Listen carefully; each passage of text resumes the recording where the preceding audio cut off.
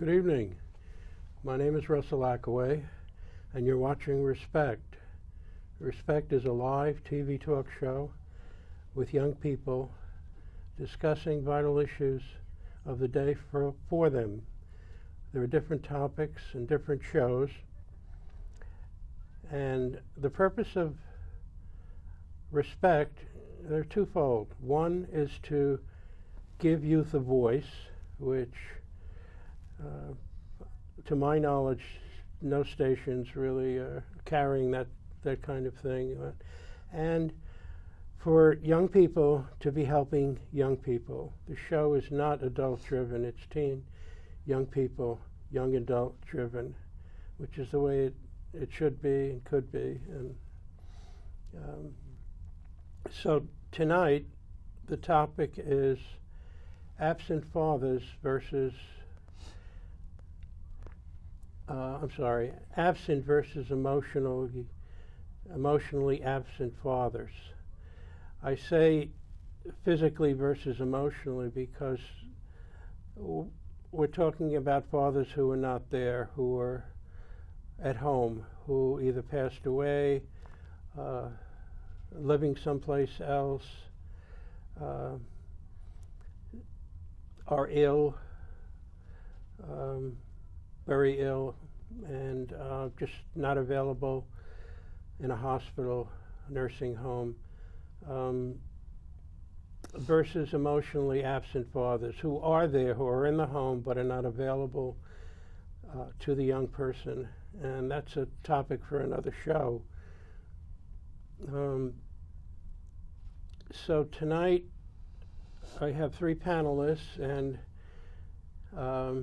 it's interesting that I've been wanting to do a show like this for a while because I lost my father when I was 4.5, and I have a few memories of him, good memories of him, and I was an only child, and that loss significantly impacted every aspect of my life, from primary school all the way through high school, through college, through my marriage, through my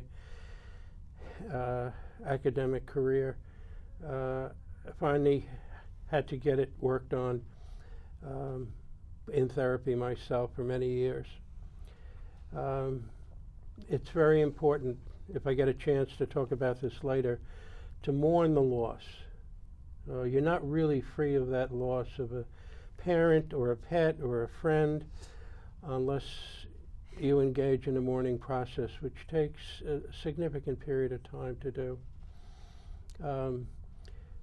So what's interesting is I had a number of panelists write in.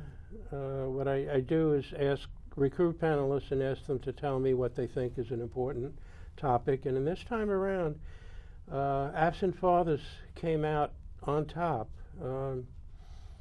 So we have three panelists who experienced that situation and agreed to talk about it.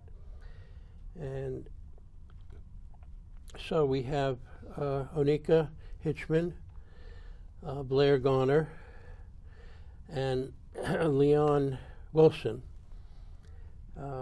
Thank you for coming. Thank you for volunteering.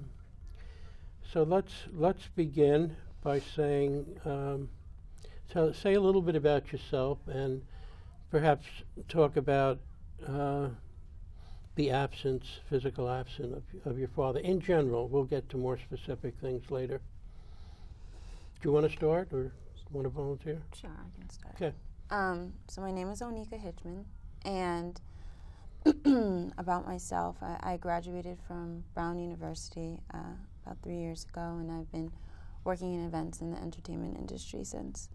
In terms of how I lost my father or how that situation came about, my mother and my biological father were married, and at a time period it became apparent to my mother, and I'm sure apparent to my father, that he wasn't ready for a family and all that entailed.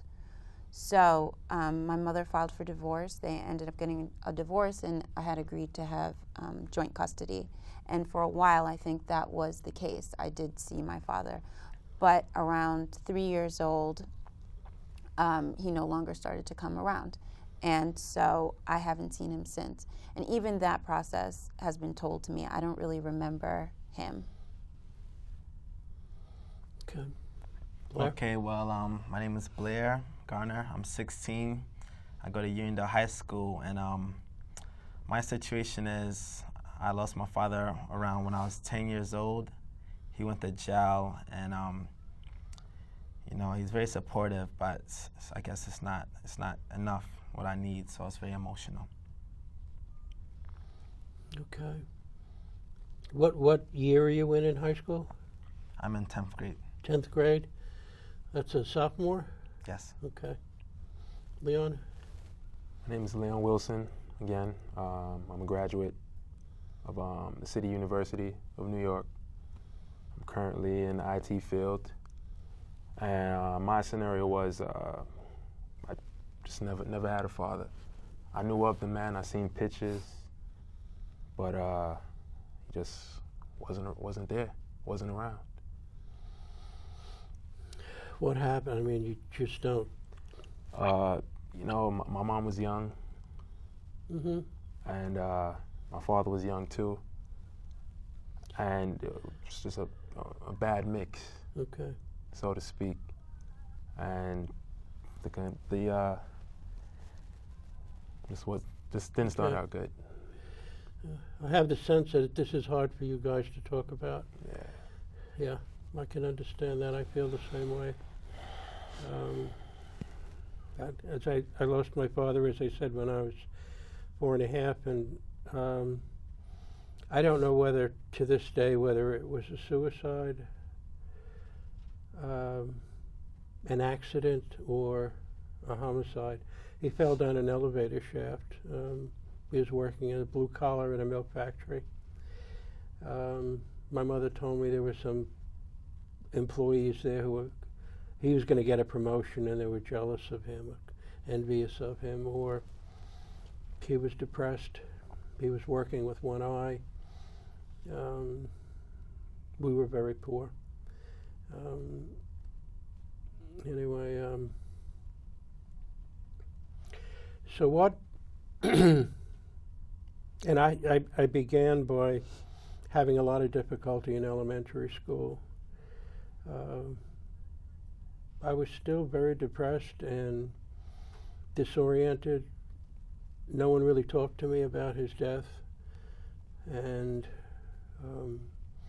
I couldn't concentrate in school. They were talking about leaving me back in the 6th grade, 7th grade. So my mother made an intervention, and the teacher made an intervention, and I got back up to where I should be. But it was terrible. It was really terrible. It left a tremendous impact on me. So what kind of a impact did it leave on you, emotionally, physically, spiritually? And Well, again, in my case, I was the first person in my family born in this country. You know, we came here with nothing, and I was born and raised in the Bronx, not the best parts, and you know, you're already out in this concrete jungle, and me not having my father was almost like, you know, I compare it to being left for dead. It's, you know, it's as crucial and as hard as that sounds, but growing up already with South Bronx, right? South Bronx, Soundview section of the Bronx, and you know, it's over there. It's basically like, you know, everyone for themselves. You know, everyone's looking out for themselves and, you know, trying to get over on somebody. And for me to not have my father there, it was like, you know, I didn't have that mental toughness, that confidence that's necessary to, you know, to actually, you know, grow up in an area like that. But luckily, you know, some way, somehow, I got out. And, you know, I'm kind of in a better situation right now. If he was there, what do you think he might have done? That's, Given you? I can't even speculate because, you know, Recently, I've actually spoke to the man, and I came to the realization that it was actually better that, you know, he wasn't in my life. I know, you know, the kind of person he is probably would have been bad for me. I probably wouldn't even got as far as I am today if he would have been in my life. He might have had an actual, you know, detrimental and negative impact on my development. But again, there's still stuff that he should have been there, you know, teach me that confidence, that mental toughness, you know, just, you know, to get to that next plateau. But how did you manage to, how did you cope? Well, you can't miss something that's never been there. Do you mourn the loss of somebody who died before you were born? At first, I didn't even. You don't realize it. I didn't become conscious of it until, you know, my early adolescence, and it hit me. I felt broken, incomplete, handicapped. Yeah, you feel like you're missing an arm or a leg. I really felt like that. A limb. I really felt like that. I that. felt that way too. It was rough. My way of coping with it, I was real, you know, introverted. Do you have any brothers or sisters? Yeah, I have two. I have actually 6 brothers and sisters. You got a call. Okay. Hello? Hello? Yes. How are you? What's... I'm calling from Harlem. How are you? My name is Mr. Evans. I want to say it's the first time seeing the show. I was just flicking through the channels and... Could we make that a little louder? I'm sorry. Can you hear me? Can you hear me? A little louder, please. You can hear me? Yeah. Okay, you can hear me now? Yeah, it's better. Okay. So yeah, I was looking at all the people, all 3 of them. I want to say they're all beautiful people, and they've all touched me because I didn't grow up with my father at all either. So it was ironic that I just was flicking through the channels. The sister, I loved your story. The little, my little man right here, little brother, graduate, please. You inspired me, and you, brother, the corporate young man. I tell you, it's the worst thing to be without a father. It's the most. I don't know why fathers leave. I don't know the logistics with everything with the mother and the father. I don't know, but it's the worst thing. It's a void that can never be replaced, and it makes you stronger. You become a little bit more paranoid. You're not so trusting, and you learn to persevere. But it takes a lot of. It takes a lot from you, and I've been deflated these last few days. You guys have reinflated me. Thank you. You're welcome. Thank you. Because you have reinflated me. What you're doing is amazing, and there's a lot of children who don't have voices. A lot of people out there that don't have these type of voices, and I don't want to put blame on my father, or I don't know what the situation was, but we have to go forward but don't think that we cannot harbor this pain. We got to take this pain and the love and embrace it. You cannot just say, okay, well, I didn't grow up with a father and I just got to let it go. No, they were wrong. They made their mistakes. We got to forgive them and stuff like that. But you cannot appease them. I'm sorry. I love my parents, but they caused a lot of damage to kids. This causes a lot of damage. And those are the things that we don't discuss, especially to Latinos and blacks and white children and Asian children, all children. This is the worst. Because you can get molested. I was molested. You can get molested. It's the worst. So I applaud you 3 historic visionaries, and I love you. And I love your show. I love the lady who answered. And this brings tears to my eyes. I'm shocked. Thank you. Be well. I applaud you too. Thank you for calling. Blair, that was beautiful. Yeah, it was. Effects on you? Can you talk about it? Well, the effects were very emotional, knowing that I lived in the neighborhood that my friends, they actually had all of their fathers. Not if they, even though they didn't, some of the father didn't treat them right, but at least they had a father. So me having to lie to my friends, telling them I had a dad, and telling them maybe he didn't live with me and stuff, not cuss, you know, just telling them that your father's in jail and stuff. It's just, it goes on with questions and questions. So it was very emotional, and it was a very hard struggle, because my mom, she was very young, and you know, she had to work, so I always had to stay with my grandma after school and stuff, and I wasn't able to get everything I wanted, so I was very emotional at times. So I try to think positive, and the things that my mom do give me, I'm very grateful for it, because I know she worked hard to get it, so I appreciate it, and I cherish everything she gives to me.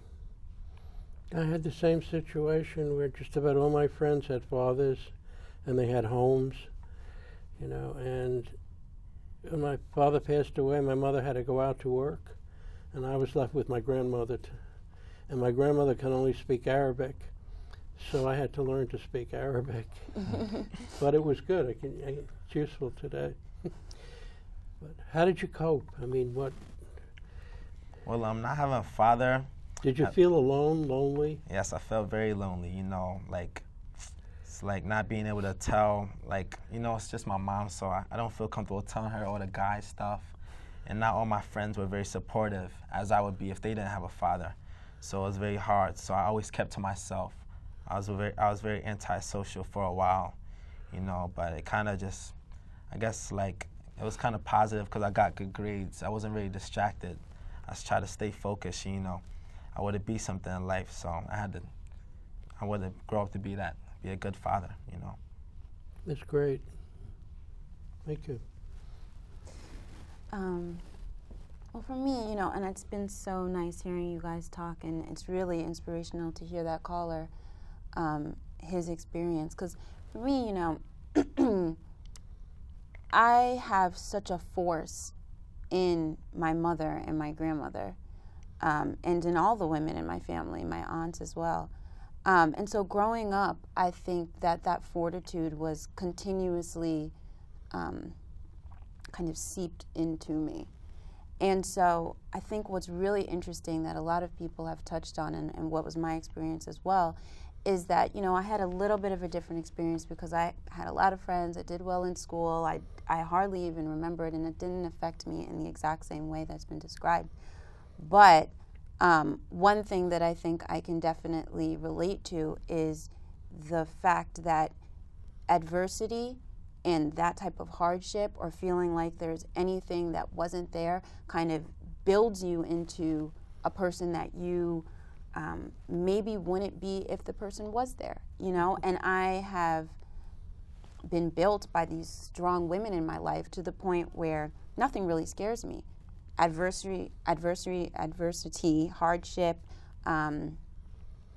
working hard, being independent and taking care of myself, those things don't frighten me at all.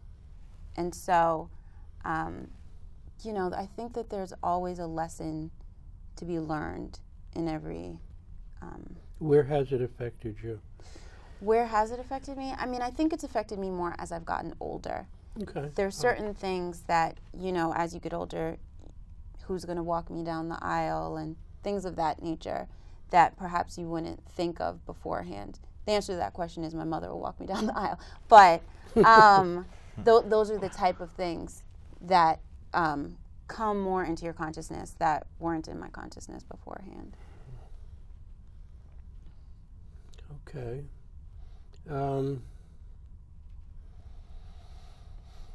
Were there any role models? Any people? You talked about your mother and your aunts, and was there anybody you helped out you could look up to? Teachers or coaches or uncles, grandfathers? Anyone? No. Well, for me, again, it was just to piggyback off what you said. It was really the women in my life. Okay. I had 4 aunts who lived in, you know, in the same area as I did, and they really picked up the slack for when my father, you know, wasn't there. I had an aunt, you know, who would take me to batting cages, tryouts, bowling, some of the stuff that, you know, my father should have did. And I think that's what really got me through that rough childhood. The women in my life.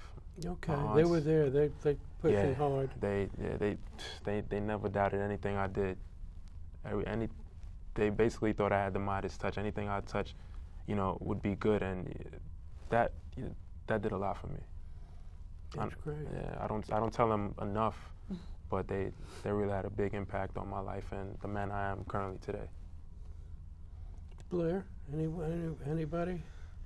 You know, I would say my mom would be my role model, cause like, as much as like me not having a father, my friends ask me like, how do I get so much? And I kind of ask myself that, you know, like, I just think about my mom and how she must take a lot of risk, you know, like for Christmas I might want something big, and knowing that it's hard for her to get it, she still goes out and get it. It's like she's taking a risk and she has to make the money back, and I just like, you know, she's so hardworking. It's like she's trying to do everything she could to keep me happy, which makes me very grateful.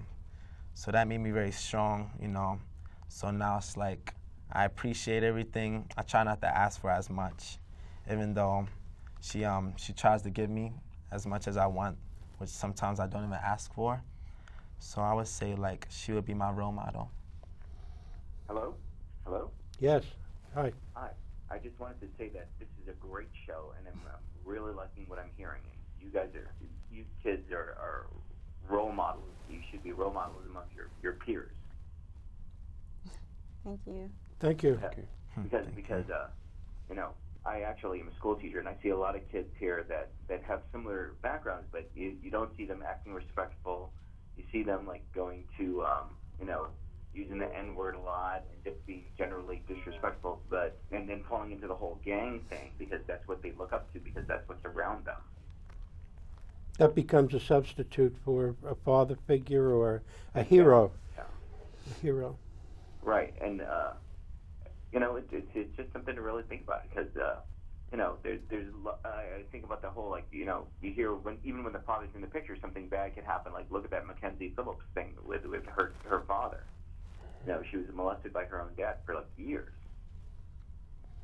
Yeah. Thank you. Things like that just happen. So sometimes maybe it's even better that the father figure is not in the picture. Thank you. Yeah. Very often when this is psychological now, very often when let's say a father isn't around, the male or the female will fantasize or create a father figure, somebody they want to be, like a superhero, and strive to be that person themselves, a Superman or Superwoman. He has to create something. The child has to create something in their mind that's bigger than life, because it can't really accept the loss, that it's really gone, that you're not loved in that way. So you have a lot of young kids who've lost fathers, who are reading action comics, you know, Superman and Batman and all this, the gaming, things like that, become the superhero. But a lot of it is fantasy, and unfortunately, the companies exploit this. The kids are, you know, getting absorbed in this fantasy world that's making up for their loss, but not really. I have a question for the students. It's interesting. We have another caller? Hello? Hello? I have a question for the student in the middle. Can you speak a little louder? I have a question for the gentleman in the middle. Okay. If he was ever Blair? peer pressured by gangs or anything like that in his school, or any sort of peer pressure thing to get with. Actually, I've been pressured once about a gang. You know, I encountered one friend that had the same situation as me, and he kind of went a different route. You know, he was very social, and him not having a father, he kind of like he just started giving up on life and doing bad things, trying to make money out on his own.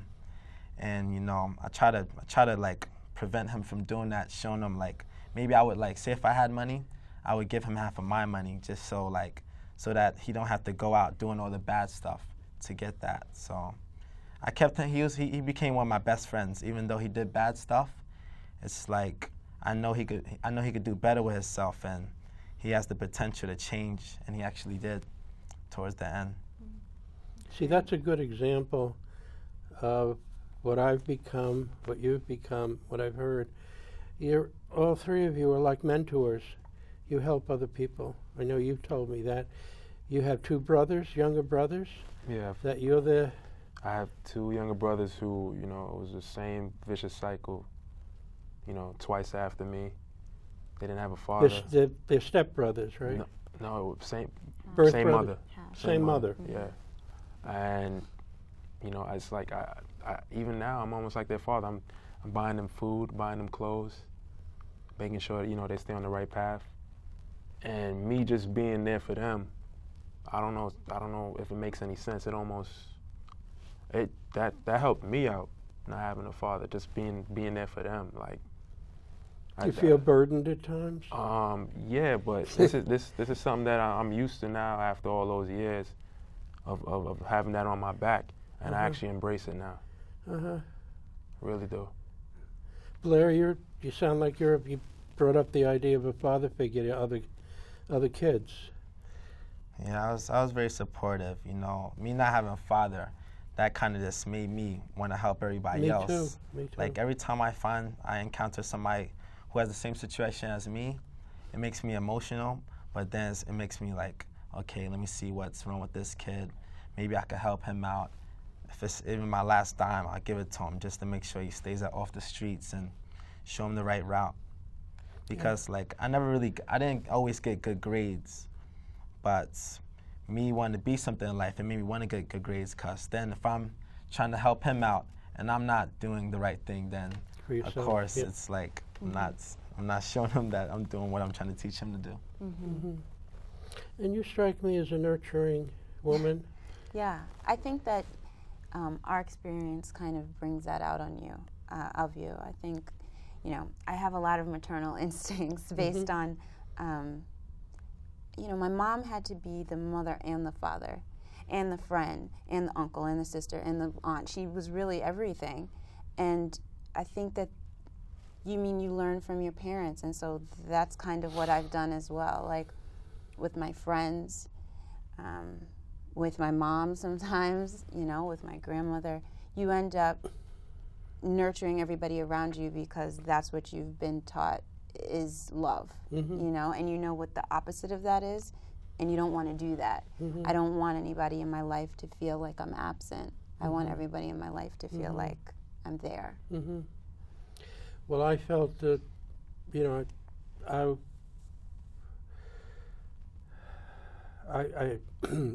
was and I am a very nurturing person, but I carried that to an extreme as a result of that loss.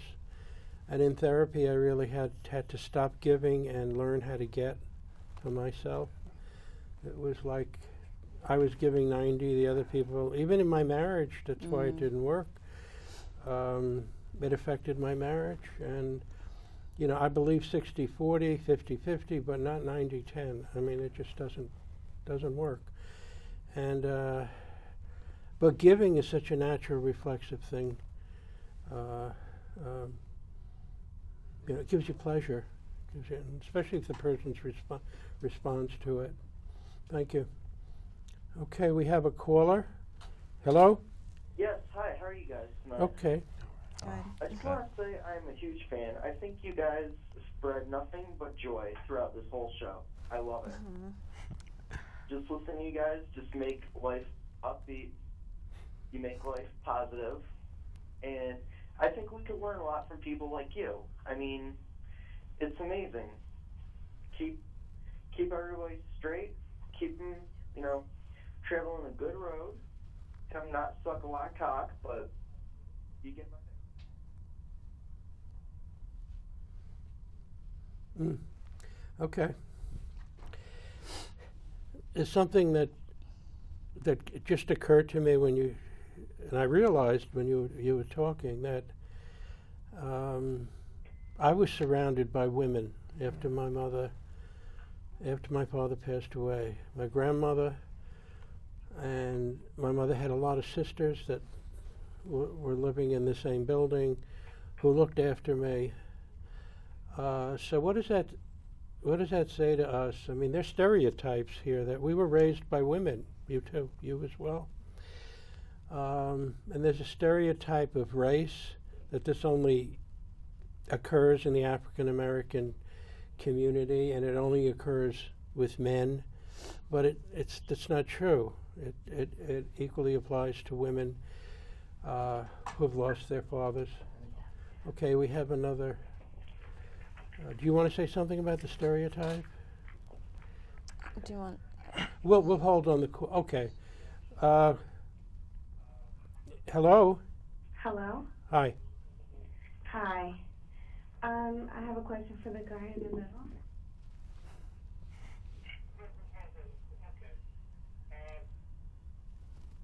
I don't hear the question. Hello. Yes.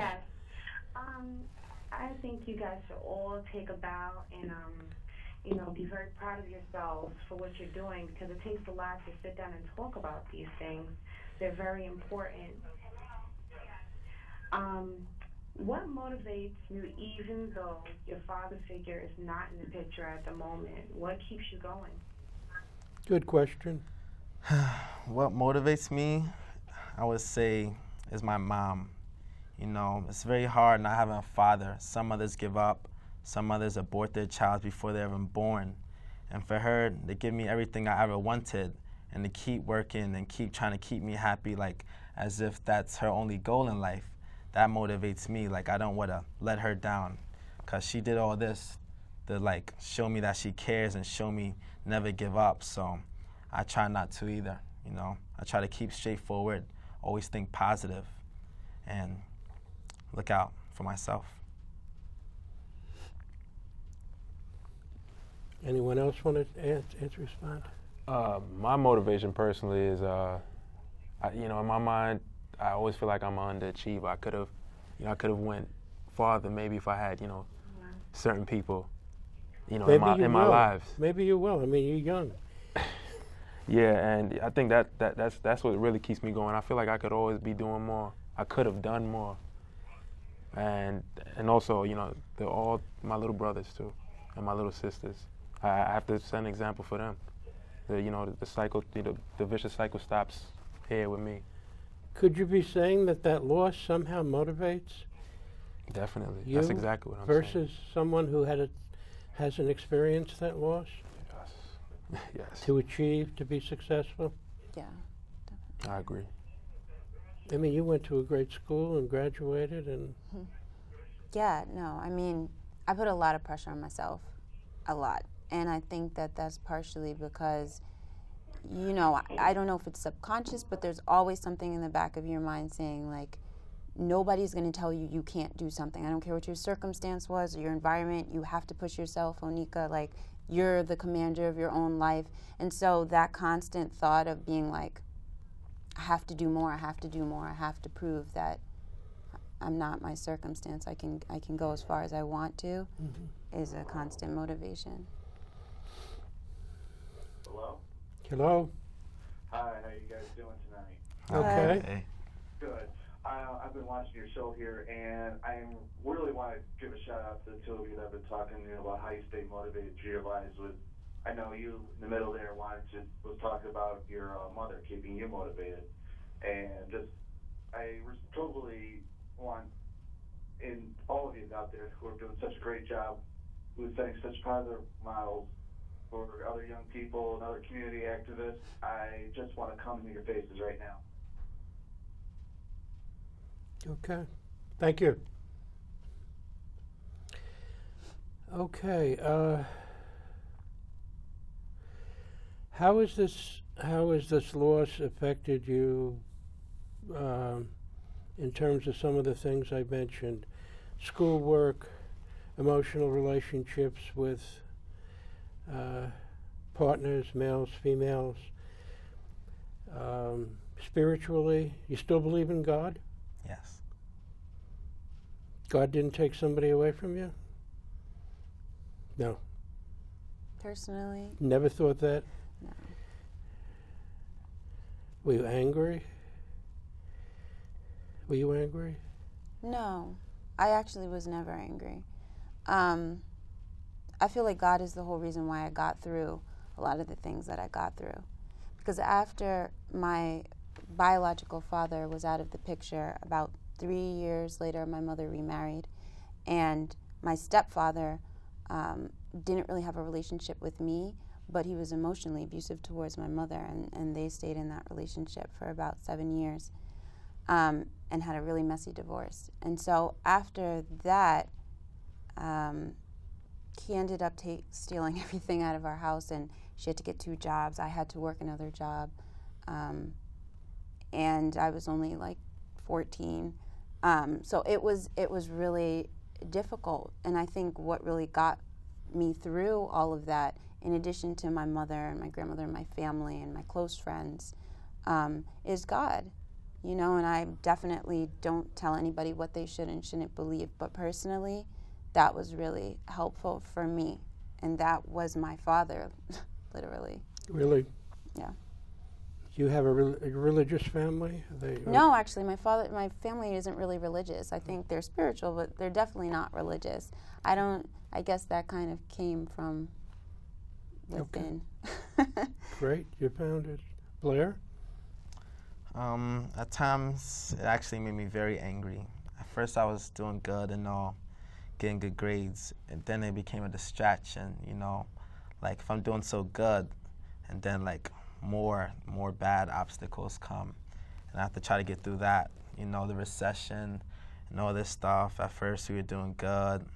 My mom, her job was doing good, everything. Then the recession came, so then it was even harder. My mom telling me that I couldn't get certain things, and, like, you know, we're gonna have to cut back on this, cut back on that. And then it just made me think, like, what can I do to, like, help her out? And at that time, I kind of really couldn't do anything, you know. My mom just said, just get a good education, stay in school, get good grades, and that'll keep me happy. So I tried that was my main job, you know. That was my main job. You a good student? Yes, I'm a very good student. Congratulations. Thank you. Blair? God? Well, my family wasn't too religious, and even my side. I look at all different faiths, and I actually pick and choose. You know, I agree with some areas in, you know, Judaism, Islam, Christianity, but no one specific one. And I guess religion was never really big in my family. Okay. No. How did the loss of your father affect your relationship with your mother? That took a big toll on that, very big, because again, I told you I had 2 little brothers who in the same situation, fatherless too, and I was like, wait, this happened 3 times. There has to be somebody to blame for this, and unfortunately, I would blame my mom. Me and her were never on good terms. Never, and you know, it was even worse with me being the oldest. You know, I always felt like you know, nobody could tell me anything. I was the oldest boy in the house. I'm the man of the house. Mm-hmm. Who's gonna argue with me? And you know, we'd go at it. Even now that I'm on my own. You live on your own now. Yeah, and it's the relationship. It's just not there. You're angry with her, yeah. Yeah, but at the same time, you know, disappointed. I don't even want to put those words. I guess you could say that, but I really wish I didn't feel that. I don't want to feel that way, but I unfortunately do. Yeah, I know. But you know, she's a victim as well. She was in a similar situation growing up too, so maybe she doesn't know any better. you know? So it gets carried from one generation to the next? Yeah. So how is the cycle broken? They say, you know, that single fathers, children of single parents wind up getting married and being in a single parent relationship. What do you think of that? I think that I can totally see how that cycle gets perpetuated, because you can get angry and bitter and resentful and push people away. I can see how that happens. What I would suggest is really trying to distinguish between what happened in the past, your present, and what's possible to happen in the future. Because personally, as a woman, I could hate men. I could be bitter towards them. I could not trust them. Are you? No. Okay. No. And I mean, partially that's because I had a high school sweetheart. I mean, first of all, I kind of feel like people are individuals. And just because one person in one situation occurs doesn't mean that a whole slew of people. Yeah, but you've had a history where men have been abandoning and disappointing, so that must affect your relationships. It affected my relationship, but I guess not in the way that the lining of that question would be going. I mean, I kind of just believed that you have to find somebody I believed that there were people who weren't like my biological father or my stepfather. And I got proven right. I mean, I had a high school sweetheart, and we're still together, who's phenomenal. So I got blessed in that way. But I think before that, I really had to recognize that not every single man is the same. And that's a hard lesson to learn, don't get me wrong. It's not like I just woke up one day and said, oh, no, men aren't the same, it's fine. No. I mean, obviously there was a process where you're saying, is this a good idea? Maybe I should just take care of myself. Maybe I shouldn't even think about love or any of that type of stuff because I don't want to get hurt. But at the same time, you're doing a disservice to yourself and the rest of the world if you're going to cut yourself off purposely because of something that somebody else did. You know, so you have to put things into perspective. And that's kind of what I tried to do. Mm-hmm. Are you ready to commit to your high school boyfriend? I mean, I would say we were committed. We've been together for 8.5 years. I mean, but I met him when I was 15. And yeah, absolutely. Marriage? Yeah, we're not right now. See, one thing that I will say, and that I've been affected in this way, is that I think everybody takes marriage and children seriously, like a lot of people do, but I take it very seriously. I would not get married or have a child unless I was financially, spiritually, mentally, emotionally, physically ready to do so. And unless I felt like the person that I was with was mentally, physically, financially, emotionally, you know. And so not everybody's perfect, not every situation is perfect, but because family and children are now the most important aspects, like if I had to think of what would be a fulfilled life for me, those are two of the most important aspects of my life that I don't see why I wouldn't try and put my absolute best foot forward when it comes to it. And yes, that does partially have to do with the fact that my mother had men in her life and I had a father who weren't ready for that, who weren't mentally, emotionally, physically ready for what they were saying they were committing themselves to, for those vows. They weren't ready. And I would never say that I was ready to bring a child into the world or to get married and have somebody else's heart in my hands unless I really was. You don't want a repetition. No, I'm the antithesis of a repetition. Okay. What are your thoughts, Blair? You're kind of young to get married. Yeah. Do you have any girlfriends? Yes, I have a girlfriend. And actually, me being the child of a single parent, and you know, everybody's saying how most guys are all the same and all this stuff. I kind of just try to go against that, and I guess. You mean they want sex? No. Oh gosh. Yeah, like I kind of just go against that, and you know, I guess just be the best boyfriend I can be, stay truthful, be honest, and stay committed, you know, so at least they could say, so at least the girl could stand up for the guy and say that's not true. And then sooner or later, it will all even out and they wouldn't think that anymore. Okay. Good. I like that. This is the area I'm even harder on myself on. I'm not even gonna lie, especially when I was younger, I used to doubt myself with women. I was like, none of my aunts, a few women in my family are married, and I don't know how. I've never seen an example of a man treating a woman right. Okay. And from my perspective, and I would doubt myself. I'm like, do I know what I'm doing? Okay. Am I going to make the same mistakes that my father did? So that when it comes to me, you know, choosing and selecting a mate, that's a very vigorous and tough process for me. It has to be the right situation. If you felt more solid, more confidence in yourself, would that make a difference? Oh yeah, definitely. And I don't know.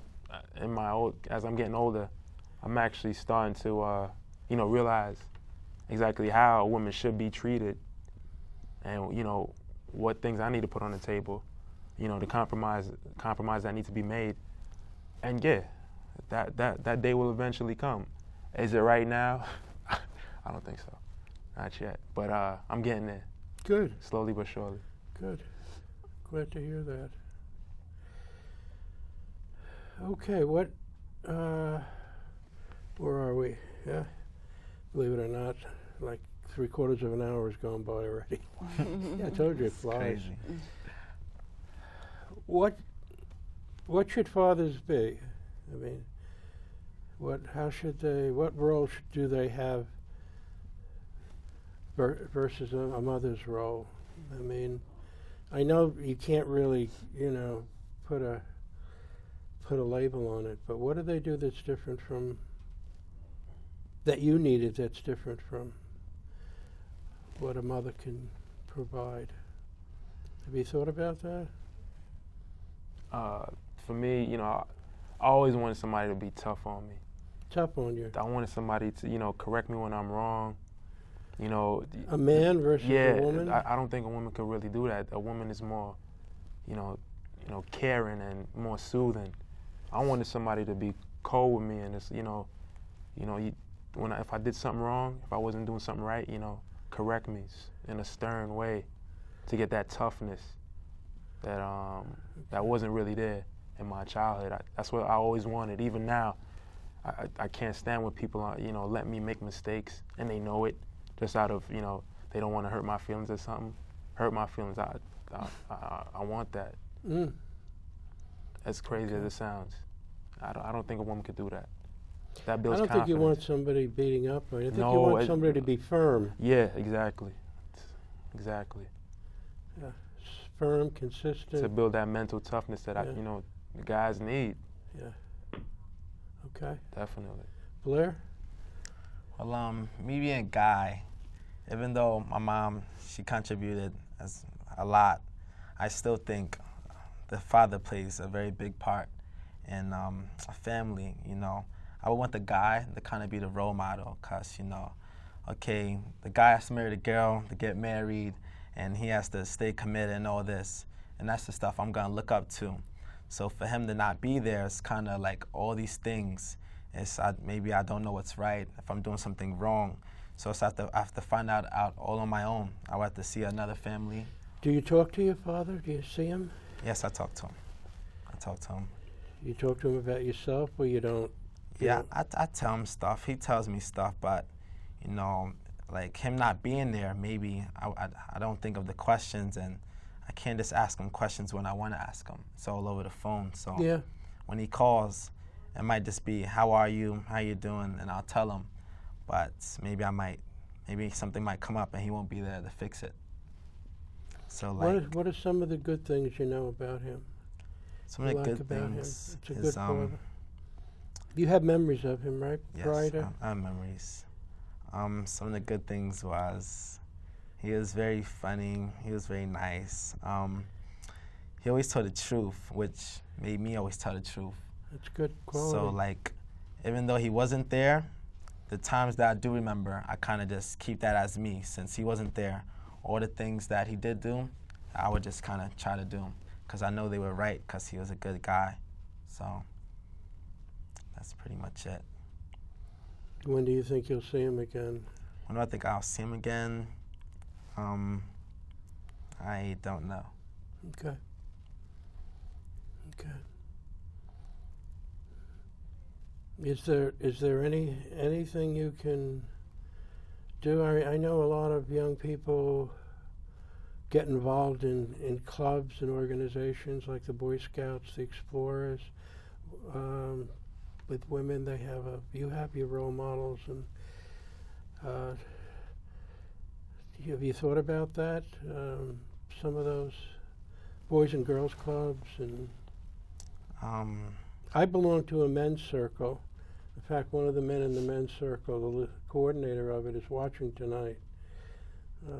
Hey, Bill. It's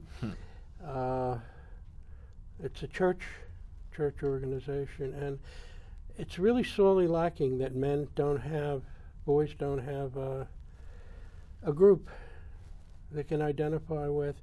I've been to so many high schools where they have support groups for the women every week, but not for the guys. And the guys, they say won't go to the groups because it's, it's a sign of weakness. It's a sign of that you have a problem. Something has to be done in this area where males will have more mentors, role models. They don't have people to talk to. Women talk to one another, share. Men do things together, 4 minutes, okay. So,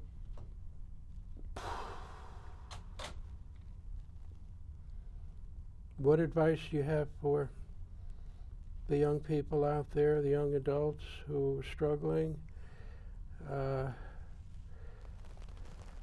possibly aware of the effects?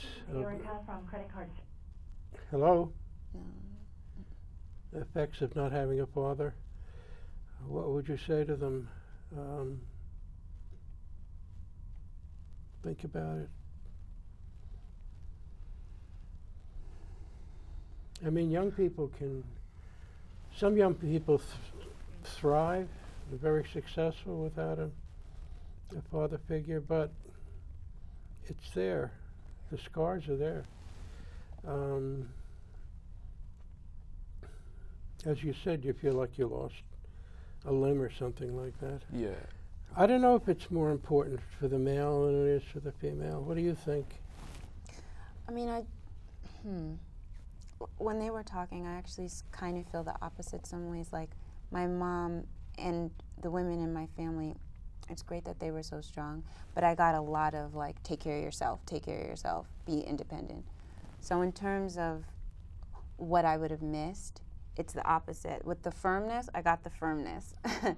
I kind of would have liked to be a daddy's girl and to have protection and to have someone say, that's okay, sweetie, I know you broke that, but Daddy will fix it. Okay. So I think it's kind of the opposite. Okay. With women, they kind of. Do you look for that in men? My boyfriend is very protective, and I think that was one of the things that I really liked about him. Yeah. Okay. It's good to know what you need. Leon, do I? What's the question again?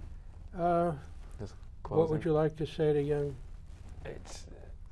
Again, I know you're struggling with a couple of big issues. Yeah, I told you, almost felt like it was almost like a missing limb, but with that missing limb, it makes other areas stronger.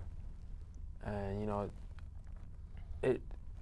it's nothing you could actually get over. It's something that you have to live with, but there can be positive that comes from it. I'm somebody who's very independent. I don't ask nobody for anything.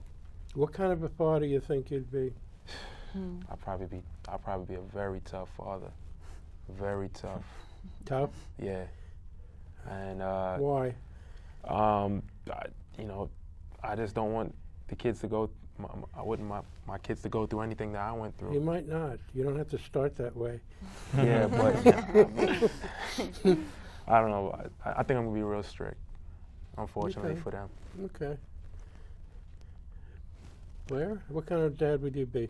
I would be, since I was always a mama's boy, even when my dad was here, his main motive was to keep my mom happy. So he was out working, and my mom was at home being, you know, catering me. So I guess I would be very loving, and I would try to get them everything, and I would show them that, you know, okay, I'm your dad, and I'm not going anywhere. So anything you have to ask me, I'm always here.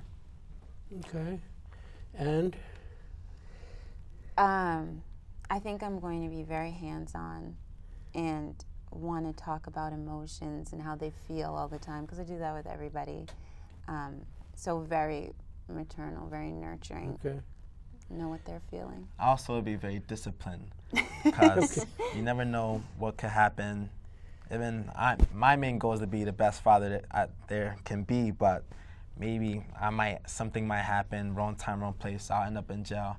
And I don't want them to think that just because I'm not there, they can't move on with life and have a good future, you know? That's a good philosophy. I agree like with that. the discipline too. Yeah. And the independence, because Yeah. that was a good lesson Become that I very learned. independent. Regardless, you have to take care of yourself. That's great. Thank you.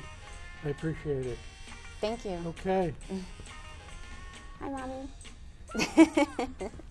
You all were great, really. You came out of your heart.